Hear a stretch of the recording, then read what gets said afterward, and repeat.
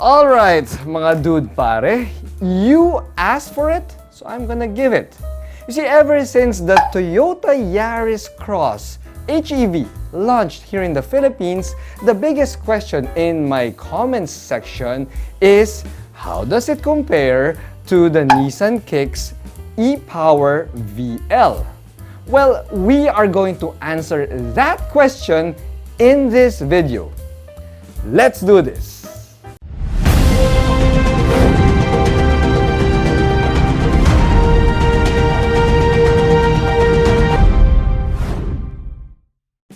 So our government has finally clarified that only full hybrid electric vehicles are exempted from number coding. Because of this clarification, the interest in these two full hybrids have never been higher. Both the Nissan Kicks VL e-Power and the Toyota Yaris Cross HEV are full hybrids, so yes, they are exempted from number coding until the year 2030. So, which of these two mainstream electrified contenders will deserve your hard-earned money? Well, dude, let's find out.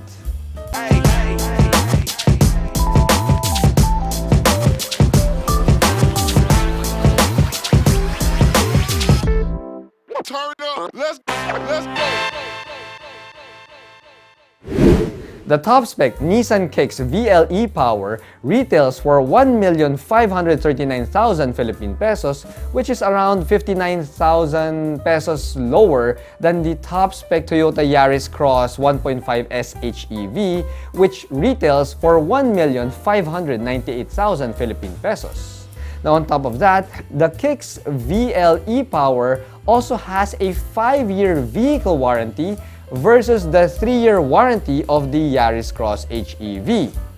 Plus, the whole local lineup of the Kicks in the Philippines gets the e-Power engine, while the Yaris Cross can only be had in hybrid format in the top-spec trim.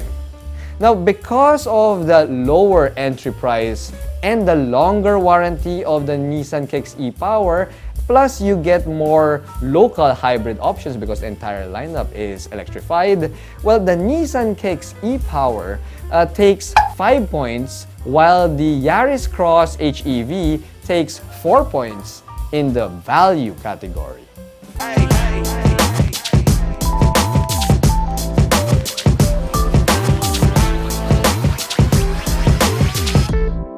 Turn up. Let's go. The Toyota Yaris Cross HEV is very well spec'd for a Toyota here in the Philippines, and it caught me by surprise during my unboxing video. Now, we get full LED lighting units here, from the headlights, the DRLs, the fog lights, and even the taillights. We also have a two-tone paint job here and large 18-inch alloy wheels, which is, pretty good looking as well. Now, of course, we also have that angry girlfriend Toyota front grille there, similar to the larger Toyotas like the RAV4 and the Corolla Cross. The Nissan Kicks VL e-Power has a sexy look going on here, and it has nearly the same feature set as the Toyota Yaris Cross HEV. You see, we get full LED lighting units here, from the headlights, the fog lights, the DRLs, as well as the taillights. We also have a two-tone paint job going on here, which goes quite well with Nissan's corporate V-Motion front grille design. However, though, the wheel size of the Nissan Kicks VL e-Power is just at 17 inches, which is a clear step down from the 18s that can be found in the Yaris Cross HEV. Now, looks are completely subjective, although because of the smaller wheel size of the Nissan Kicks, I am more inclined to give 5 points to the Yaris Cross, while giving only 4 points to the Nissan Kicks VL e-Power when it comes to the looks category.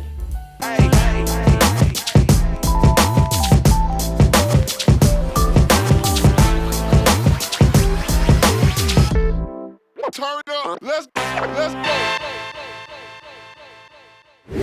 The Yaris Cross cabin does not look or feel like a budget Toyota cabin. I mean, we get faux leather seats here with contrast blue stitching, as well as the power adjustments for the driver's seat. And we also have a leather wrap steering wheel, plus a bunch of soft touch materials on the dashboard as well as the door cards. Heck, we even get a panoramic moonroof here, something that the Nissan Kicks VL could only dream of having. So yeah, because of this premium looking and premium feeling cabin of the Yaris Cross HEV, well, it takes 5 points in the cabin materials category. The Nissan Kicks VL e-Power also gets some creature comforts here, like the zero-gravity leather seats, the leather-wrapped steering wheel, and some soft-touch materials on the dashboard and the door cards. However, we don't get a panoramic whatever here. There's no panoramic moonroof or sunroof, and yeah, because of that, it will hurt the Kicks when it comes to this category. So yeah, as I said, because we don't get a panoramic moonroof here, well, the Kicks can only muster 4 points in the cabin materials category.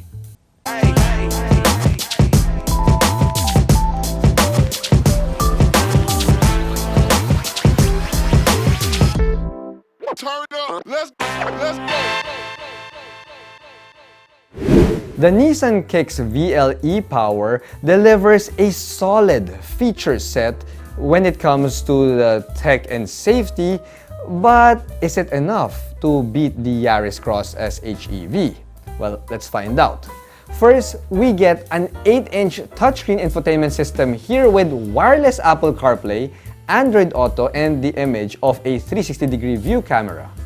Now, we also have a partial digital gauge cluster here, as well as a fully automatic climate control system.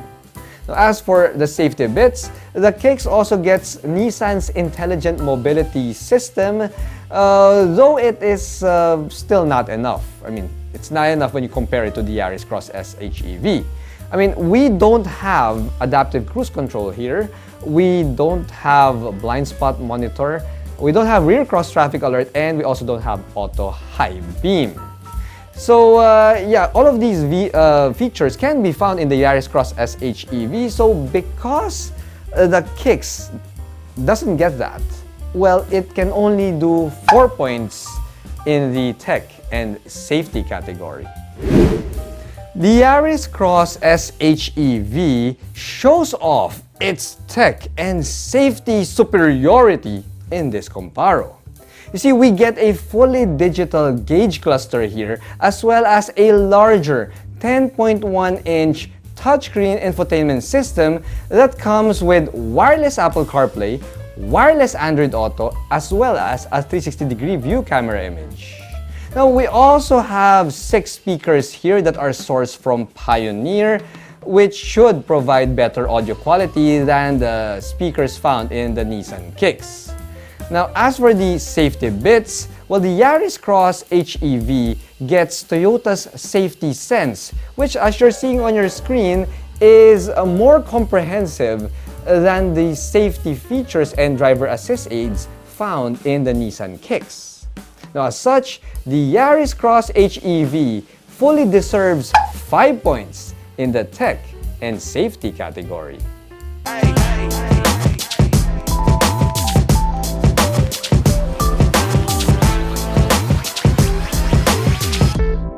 Turn up. Let's go. The Yaris Cross HEV is a small crossover, but it still gives a good amount of space inside. I mean, for its size. See, the panoramic moonroof helps in giving the cabin a bit more of an airy feeling, and we also get a good amount of backseat amenities here. You see, we have a pair of USB charge ports, we have a pair of rear AC vents, and we also have a center armrest that comes with a pair of cup holders. Now, as for the trunk space, well, the Yaris Cross HEV can only deliver 397 liters of cargo capacity, which is a bit smaller than what can be found in the Nissan Kicks VL. However, since the Yaris Cross HEV delivers more backseat amenities, which is, it's vital for some people out there, well, it still takes 5 points in the space category.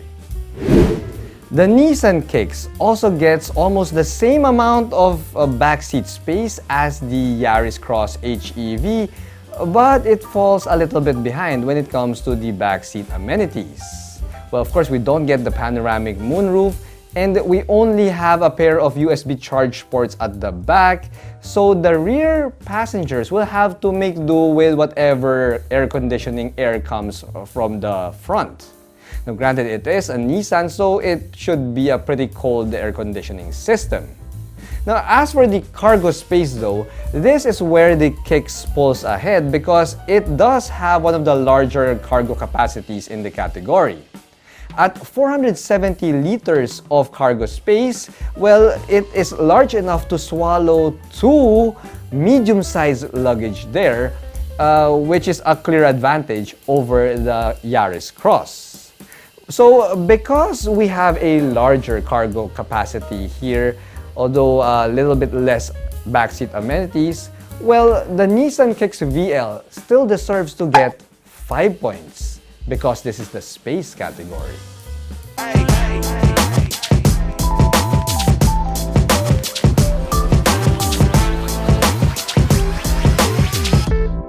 Turn up. Let's go. The Yaris Cross HEV gets Toyota's full hybrid system, which is a 1.5-liter 4-cylinder gasoline engine mated to an electric motor. Now, the combined output of these two power plants is pegged at 110 horsepower and a total of 262 Newton meters of torque. Now, the Yaris Cross HEV still drives more like a gasoline-powered vehicle, with the electric motor providing the power during idling and at low speeds. It also gives more power when you're accelerating, helping the gasoline engine during power drives. Now, as for the fuel economy, well, it's also really good because I was able to get around 21.5 kilometers per liter in the city, and you can expect around 28 kilometers per liter on the highway. However, the lower power figures of the engine, of the hybrid engine of the Yaris Cross HEV, puts it at a performance disadvantage, hence it can only do 4 points in the drive category. The Nissan Kicks VL e-Power has a different take when it comes to its full hybrid system. You see, the Kicks is powered by an electric motor, solely by an electric motor, which puts out 134 horsepower and 280 Newton meters of torque. Now, this electric motor is powered by a battery pack, and that battery pack is recharged by a 1.2-liter 3-cylinder gasoline motor that is good for 78 horsepower and 103 Newton meters of torque. Now, since it's only the electric motor that drives the wheels of the Kicks, then it feels more like an electric vehicle to drive rather than a vehicle with an internal combustion engine. So yeah, that means that the torque delivery is instantaneous, making it quite easy for the Kicks to overtake when you're out on the highway. Now, as for the fuel efficiency though, this setup it's more fuel efficient than a regular ICE engine, but it's not as good as the ones found in Toyota's hybrids. You see, I was able to get around 16 kilometers per liter during light city drives, and I was able to get 26 kilometers per liter on the highway. As I said, it's pretty good, but it's still a little bit less fuel efficient than what the Toyota hybrids can offer. But since the Kicks delivers more power and has a better driving engagement, I mean, overall it feels, peppier to drive, then it still deserves to get 5 points in the drive category.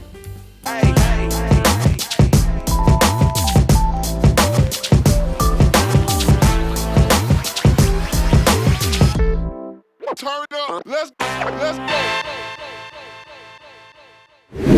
At the end of the day, as you can see, the newer Toyota Yaris Cross HEV edges out its competitor in this Comparo.